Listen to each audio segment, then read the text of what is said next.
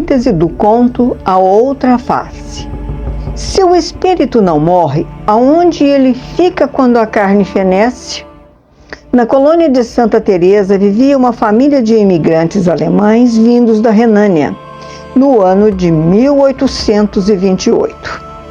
Eram católicos, extraíam da terra o seu sustento, pois trouxeram consigo a arte do plantio, da criação de gado, da produção doméstica de queijos, pães, geleias e doces. Nesta colônia morava uma família vinda dos Platinados, que se compunham de 4 avós, um jovem casal e seus 3 filhos. Sim, eram em 9 pessoas. Os avós, apesar de idosos, contribuíam muito na lavoura e na educação dos netos.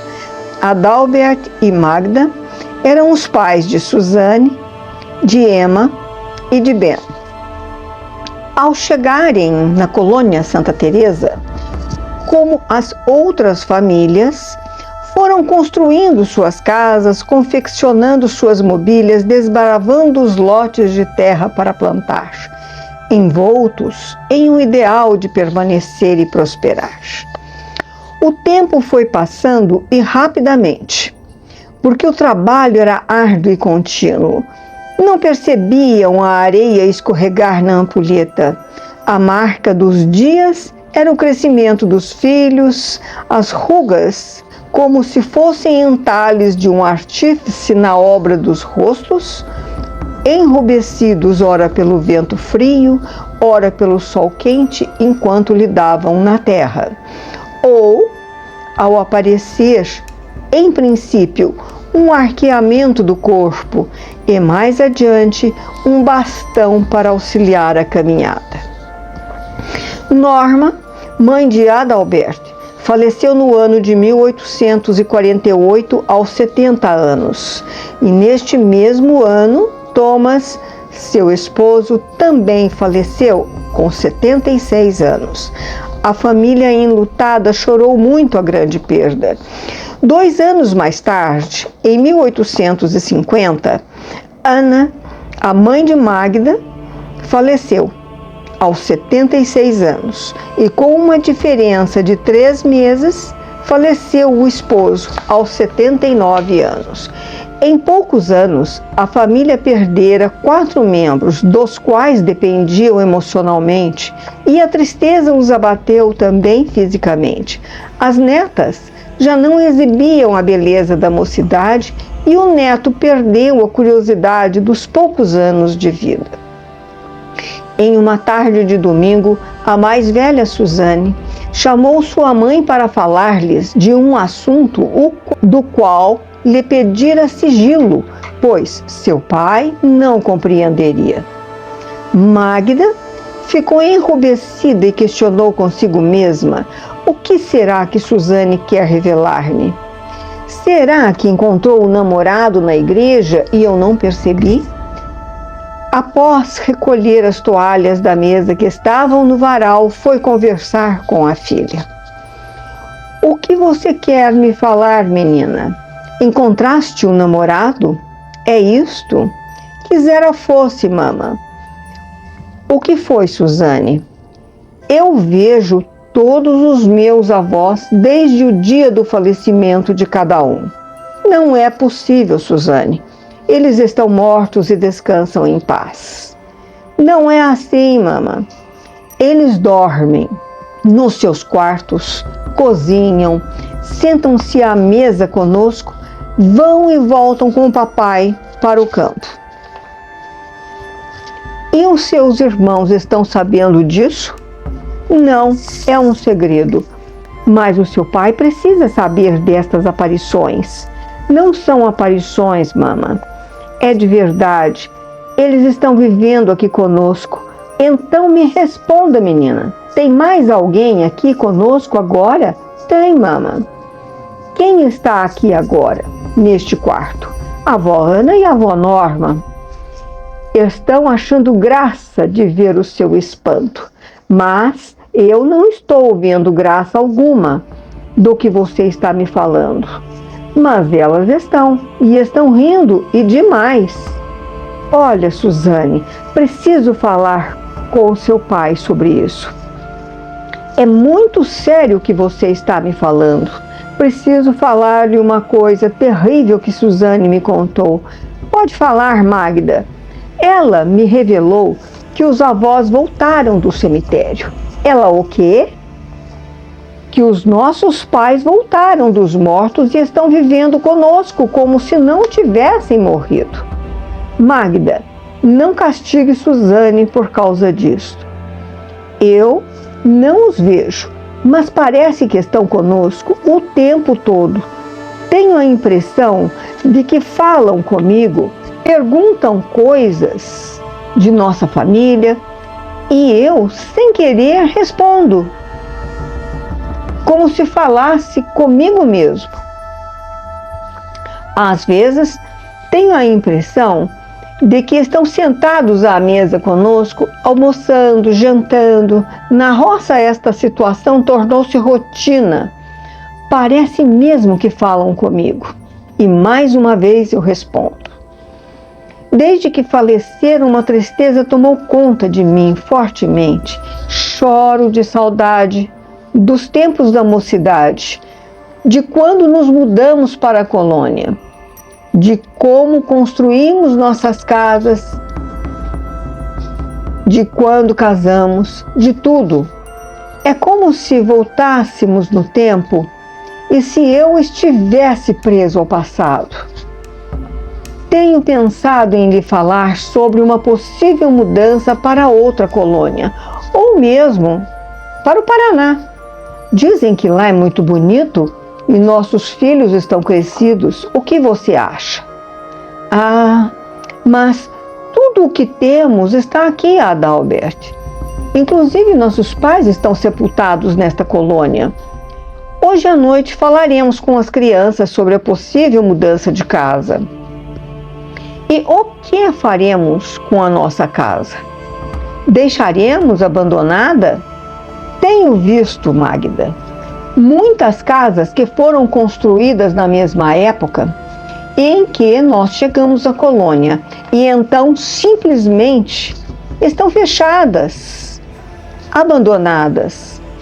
À noite, conversaram com os filhos sobre o assunto. Emma e Ben parece que não gostaram muito da ideia, mas Magda e Adalbert estavam pensando seriamente em sair dali. Mas para onde iremos, papai? Perguntou Emma. Não sabemos ainda, mas vocês gostariam de ir para o Paraná? Suzane acenou que não. E logo em seguida, os outros dois concordaram com ela. É porque esta casa nos traz muitas saudades dos seus avós, das nossas brincadeiras, das nossas festas. Mais um tempo se passou e Suzane continuou a ver os seus avós e o seu pai a falar consigo mesma a pretexto de responder às perguntas que os familiares falecidos lhe faziam. Um dia, Suzane ficou sabendo que uma das famílias moradoras da colônia Santa Teresa iria se mudar para o Uruguai. A casa deles era muito linda, mais linda que a de sua família, e contou aos seus pais se ali seria longe o suficiente para morarem e se restabelecerem daquela angústia que sentia após o falecimento de seus avós. O assunto agradou a todos e foram tratar com os proprietários da casa. Todos concordaram e, o que foi mais interessante, é que não pagariam nada pela bela casa. Apenas pediram que cuidasse dos jardins e da lavoura. Eles não queriam nada em troca, apenas e tão somente que fossem felizes no novo lar. Em janeiro de 1860 mudaram-se para a nova casa.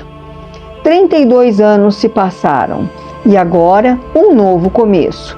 Seus pais já demonstravam cansaço em virtude da vida que levaram até aquele momento. Logo nos primeiros dias da nova vida, na linda casa, tudo parecia um sonho. Numa tarde de domingo, Magda estava preparando a mesa para servir a merenda de costume, quando de repente sentiu um forte empurrão nas costas, que a projetou para o chão. Trazia em suas mãos uma bandeja com um bolo que se perdeu sobre o assoalho. À noite, quando a casa estava em repouso, Suzane saiu de seu quarto e ouviu pessoas conversando na cozinha. Aproximou-se um pouco do local e, sem ser vista ou percebida, parou e permaneceu em silêncio. O homem parecia estar furioso. Estes invasores oportunistas terão que se retirar daqui imediatamente, antes que a minha cólera se manifeste e eu os mande para o inferno. O outro homem replicou: um inferno será aqui mesmo, no qual eles irão arder, se não se retirarem de nossa casa.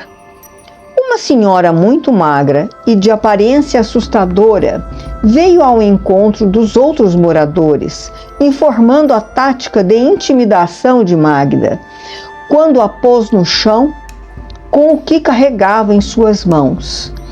E, em estado de euforia zombeteira, ela dizia: ela achou que tropeçou e ria. Antes do empurrão, preparei as camas dos quartos com terra, mas só perceberão quando forem dormir. O que estes invasores estão pensando? Moramos aqui desde 1790. Tudo isto nos pertence. Aqueles usurpadores que estiveram aqui antes destes chegarem foram os que mais tempo ocuparam esta casa e a lavoura. Não sei como conseguiram conviver conosco dentro da mesma casa. Também viviam doentes e acamados, quase débeis mentais. Acho que foi por isso que não nos viam, nem nos percebiam, quase não raciocinavam. Adalbert precisa saber destas aparições. Eles estão vivendo aqui conosco. Mama, precisamos falar com o papai. O que foi, Suzane? Já está anoitecendo? Aonde está o seu pai? Emma entrou pela porta da sala aos berros. O papai caiu da escada no celeiro. Está no chão e precisamos socorrê-lo. Chamem o padre Gabriel e ele saberá o que fazer. A família toda saiu desesperadamente ao encontro de Adalbert e, ao encontrarem, abraçaram-no e ele lhes pediu que se acalmasse, pois estava bem. E uns dias de repouso já poderia retornar à lida. Mas como foi que aconteceu? Ora, eu não sei. A única coisa que vi foi um homem desconhecido, todo vestido de preto, que estava correndo e batendo na escada.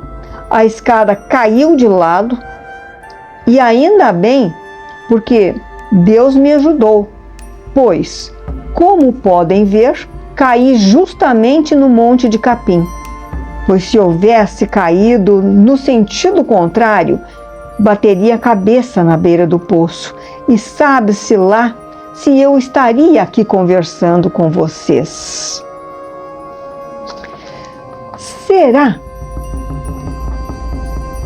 Será que, ao se libertar do corpo, o espírito retorna para a sua casa?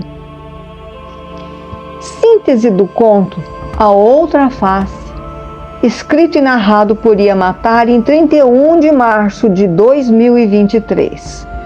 Queridos ouvintes, se gostaram deste trabalho literário, deem o seu like. Agora, se gostaram desta apresentação, peço gentilmente, inscrevam-se no canal Contos Interessantes. Até uma outra oportunidade. Muito obrigada!